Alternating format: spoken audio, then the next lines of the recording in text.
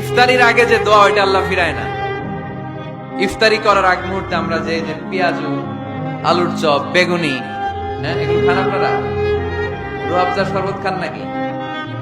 এই যে সাজায় রাখা হয় ডিজাইন করে, এইগুলো রেখে যখন দোয়া করেন এই দোয়াটা আল্লাহ শুনে খুব।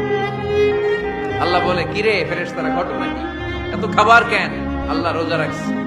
কি চায়? আল্লাহ ক্ষমা চায়। তো খায় না যে তৃষ্ণার, তো আল্লাহ আপনার ভয়।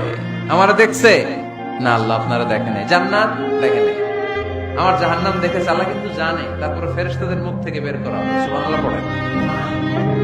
আমার জাহান্নাম দেখেছি কিনা বলো। ফেরেশতারা বলে না, জাহান্নাম দেখে নাই। আমার জান্নাত দেখেছে কিনা বলো, জান্নাতও দেখে নাই।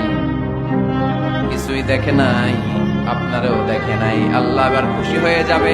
আমার খুশির জন্য আমার ভয়ে তৃষ্ণার্ত ক্ষুধার্ত সামনে খাবার হাত বাড়ালেই খেতে পারে, গ্লাসটা তুললেই পান করতে পারে, আমার ভয়ে খায় না।